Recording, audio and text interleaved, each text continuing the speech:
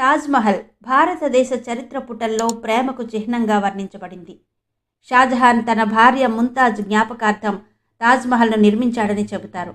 ఎందుకంటే అతను చనిపోయిన తన భార్యను చాలా ప్రేమించాడు.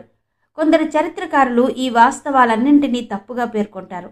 అయితే తాజ్మహల్ నిర్మాణానికి సంబంధించి చరిత్రలో కొన్ని తప్పు విషయాలు రాశారు.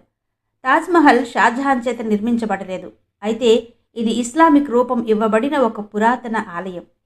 ప్రముఖ పరిశోధకుడు, చరిత్రకారుడు పురుషోత్తం నగేష్ తన పరిశోధన పుస్తకంలో వాస్తవాల ఆధారంగా తాజ్మహల్ యొక్క ఈ రహస్యాన్ని వెల్లడించారు.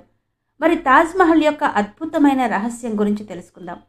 దోచుకున్న సంపదను షాజహాన్ తాజ్మహల్లో దాచాడని, అందుకే తాజ్మహల్ సమాధిగా ప్రాచుర్యం పొందిందని తాజ్మహల్ నిర్మాణం గురించి చరిత్రకారుడు పురుషోత్తం నగేష్ తన పుస్తకంలో రాశాడు.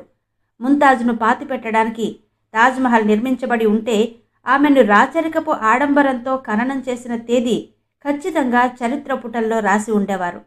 కానీ ముంతాజ్ను ఎప్పుడు ఏ రోజున ఖననం చేశారో ప్రస్తావించలేదు. ఒక పరిశోధన ప్రకారం షాజహాన్ ముంతాజ్ను సమాధి చేయాలనే సాకుతో అమీర్ రాజు జైసింగ్పై ఒత్తిడి తెచ్చి అతని ప్యాలెస్ అంటే తాజ్మహల్ను స్వాధీనం చేసుకుని నిధిని లాక్కొని దిగువ అంతస్తులో దాచాడని నమ్ముతారు. ఆ నిధి ఇప్పటికీ చెక్కు చెదరకుండా అక్కడే ఉందని నమ్ముతారు. ముంతాజ్ను షాజహాన్ ఎక్కువగా పట్టించుకునేవాడు కాదట. ఎందుకంటే ముంతాజ్ అతని మొదటి భార్య కాదు, లేదా షాజహాన్ జీవితంలో ఆమెకు ఎటువంటి సహకారం లేదు. కానీ షాజహాన్ ప్యాలెస్లో వేలాది మంది అందమైన మహిళలున్నారు. ముంతాజ్ బతుకున్నప్పుడు షాజహాన్ ఎలాంటి ప్యాలెస్ని నిర్మించలేదనే వాస్తవం కూడా ఉంది. అయితే ఆమె చనిపోయిన తర్వాత తాజ్మహల్ వంటి గొప్ప భవనాన్ని ఎందుకు నిర్మిస్తాడు? ముంతాజ్ 1631లో బుర్హాన్పూర్లోని బులారా ప్యాలెస్లో మరణించింది. అక్కడే ఖననం చేయబడింది. అయితే 6 నెలల తర్వాత రాజ్కుమార్ షా పూజా ఆధ్వర్యంలో ముంతాజ్ మృతదేహాన్ని ఆగ్రాకు తీసుకొచ్చారు. ముంతాజ్ మృతదేహాన్ని తాత్కాలికంగా ఆగ్రాకు దక్షిణాన ఖననం చేశారు. కొంతకాలం తర్వాత ఆమె మృతదేహాన్ని మళ్లీ తీసుకొచ్చి తాజ్మహల్లో ఖననం చేశారు. పరిశోధకుడు పురుషోత్తం ప్రకారం షాజహాన్ ముంతాజ్ సమాధి స్థలాన్ని చాలా అందంగా తీర్చిదిద్దాడని చరిత్రకారులు కూడా నమ్ముతున్నారు. అందుకే అప్పటి నుంచి అతను నిజంగా ముంతాజ్ని చాలా ప్రేమిస్తున్నాడని, అందుకే ప్రేమకు చిహ్నంగా తాజ్మహల్ రాయడం మొదలుపెట్టారు. షాజహాన్ చక్రవర్తి అయిన 2.5-3 సంవత్సరాల తర్వాత ముంతాజ్ చనిపోయిందని తెలిస్తే మీరు నిజంగా ఆశ్చర్యపోతారు. వీరి ప్రేమ గురించి చరిత్రలో ఎక్కడా లేదు. నిజమేంటంటే బ్రిటిష్ పాలనలో షాజహాన్ ముంతాజ్ మధ్య ప్రేమ గురించి చరిత్రకారులు ఊహాజనిత కథనాలను సృష్టించారు. వాటిని భారతీయ చరిత్రకారులు వివరంగా వ్రాశారు. ఒక పరిశోధన ప్రకారం తాజ్మహల్ కాంప్లెక్స్లో గెస్ట్ హౌస్లు, జంతువుల షెడ్ కూడా ఏర్పాటు చేశారు. అయితే ఇలా ప్రత్యేక వస్తువుల కోసం ఇవన్నీ చేయాల్సిన అవసరం ఏముంది అనే ప్రశ్న తలెత్తుతుంది.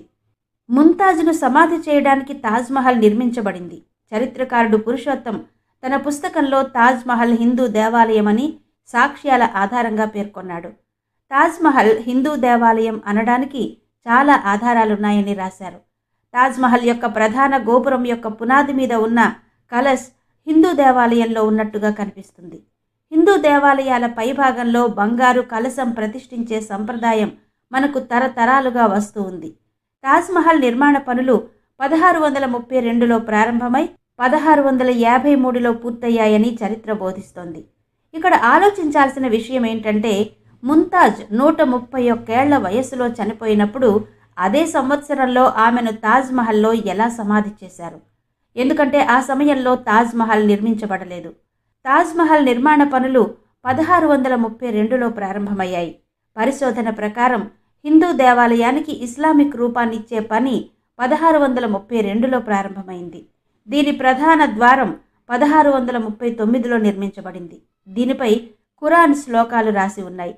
అయితే ముంతాజ్ మరణించిన 7 సంవత్సరాల తర్వాత Agra this king and travel in the east Indians అనే ప్రైవేటు టూరిజం జ్ఞాపకాల్లో ప్రస్తావించబడిందని చరిత్రకారుడు తన పుస్తకంలో రాశాడు.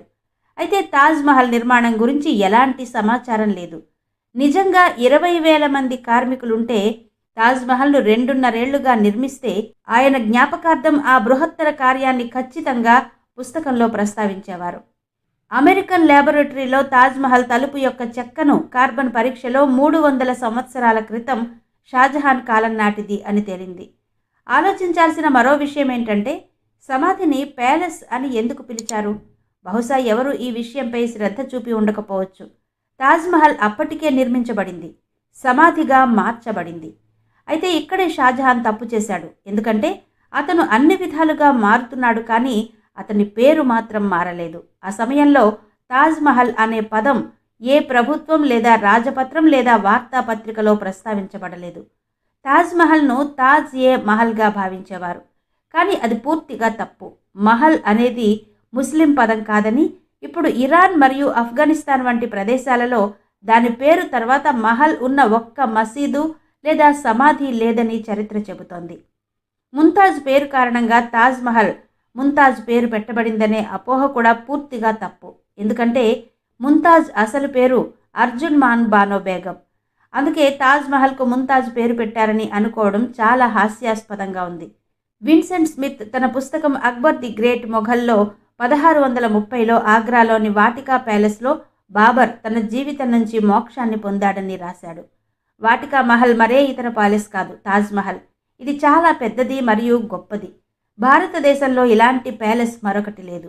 బాబర్ కుమార్తె గుల్బదన్ హుమాయున్నామా అనే తన చారిత్రక కథనంలో తాజ్మహల్ను మిస్టేక్ హౌస్గా పేర్కొంది. లభించిన సాక్ష్యాల ఆధారంగా తాజ్మహల్ రాజు పరమధీర్ దేవ్ పాలనలో అశ్విని శుక్ల పంచమి నాడు నిర్మించబడిందని రాశారు. తాజ్మహల్ నేటి పరిమాణం కంటే చాలా రెట్లు పెద్దదిగా ఉండేది అప్పట్లో. దీనికి 3 గోపురాలుండేవి. తాజ్మహల్ను గతంలో తేజోమహల్ అని పిలిచేవారని పరిశోధనలో తేలింది. ప్రస్తుతం తాజ్మహల్ నుండి 700 రాళ్లు కనుగొనబడ్డాయి. ఇది ఇంతకు ముందు ఆలయానికి సంబంధించిందని, ఆ ఆలయం మీద ఈ మహల్ పునర్నిర్మించబడిందని తెలిసింది. దాని మీనార్లు చాలా కాలం తర్వాత నిర్మించబడ్డాయి. విశ్వకర్మ వాస్తు శాస్త్రంలో శివలింగం యొక్క పదునైన లింగ వర్ణన ఉంది. తాజ్మహల్లో తేజ్ లింగాన్ని స్థాపించారు, అందుకే దీనికి తేజో మహాలయ అని పేరు పెట్టారు. ముంతాజ్ సమాధి ఉన్న గదిలోనే శివాలయం గర్భగుడి ఉంది. నేటికి 108 కలశాల్ని పాలరాతి లాటిస్పై హిందూ సంప్రదాయం ప్రకారం చిత్రించారు. అలాగే హిందువులు 108 సంఖ్యను పవిత్రమైందిగా భావిస్తారు. తేజో మహాలయను నాగనాగేశ్వరాలయం అని కూడా అంటారు. ఎందుకంటే ఈ ఆలయం నాథ ద్వారా చుట్టి ఉన్నట్టు అనిపిస్తుంది. పురాతన కాలంలో ఆగ్రాను అంగీరా అని పిలిచేవారు. ఎందుకంటే ఇది అంగీర ఋషి యొక్క తపస్సు స్థలం మరియు అంగీర ఋషి శివుని ఆరాధకుడు. పురాతన కాలం నుండి ఆగ్రాలో పృథ్వీనాథ్, వల్కేశ్వర్, మంకమేశ్వర్ మరియు రాజరాజేశ్వర్ వంటి 5 శివాలయాలున్నాయి.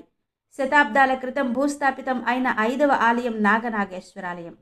ఖురాన్ యొక్క శ్లోకాలు వ్రాయబడిన పాలరాయి రాళ్లు పసుపు రంగులో ఉంటాయి.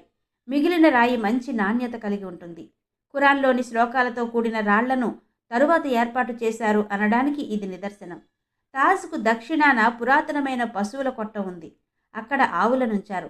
ముస్లిం సమాధిలో గోశాలను కలిగి ఉండడం ఆశ్చర్యం. తాజ్మహల్ చుట్టూ 4 ప్రవేశ ద్వారాలున్నాయి. ఇది హిందూ నిర్మాణ పద్ధతి. వీటిని చతుర్భూమి భవన్ అంటారు. తాజ్మహల్లో ఏ శబ్దం వచ్చినా దాన్ని ప్రతిధ్వనించే గోపురం ఉంది. ఇది హిందూ దేవాలయాల్లో ప్రతిధ్వనిని ఉత్పత్తి చేసే గోపురాలుగా ఉండేవి. తాజ్మహల్ గోపురం కమలం ఆకారంలో తయారు చేయబడింది మరియు వేలాది హిందూ దేవాలయాలను తామర పువ్వులతో అప్పట్లో అలంకరించేవారు. షాజహాన్ హయాంలో ఐరోపా దేశాల నుండి వచ్చే చాలామంది ప్రజలు ఈ భవనాన్ని తాజ్మహల్ అని పిలిచేవారు. ఇది శివాలయానికి సంప్రదాయ నామమైన తేజో మహాలయంలా ఉంటుంది. కానీ షాజహాన్, ఔరంగజేబు ఎక్కడా సంస్కృతానికి సరిపోయే పదాలు ఉపయోగించకుండా చాలా జాగ్రత్తలు తీసుకున్నారు. చరిత్రకారుడు పురుషోత్తం పుస్తకం ప్రకారం ముంతాజ్ మృతదేహాన్ని అప్పటికే నిర్మించిన ముంతాజ్ మహల్ లోపల ఖననం చేశారు. ముంతాజ్ను ఖననం చేసిన తర్వాత షాజహాన్ తాజ్ను నిర్మించలేదు. కాబట్టి ఫ్రెండ్స్, తాజ్మహల్ నిర్మాణానికి సంబంధించి ఈ వాస్తవాలు ఎంతవరకు నిజమో ఎవ్వరూ నిరూపించలేరు. అయితే చరిత్రకారుల పరిశోధన తప్పు అని ఎటువంటి ఆధారాలు లేవు. ఏదేమైనా మన దేశంలో ఉన్న ప్రపంచ వింతలలో తాజ్మహల్ ఒకటి అని మనం సంతోషించాలి. మరి ఈ వీడియో మీకు ఎలా అనిపించిందో క్రింద కమెంట్ సెక్షన్లో చెప్పండి.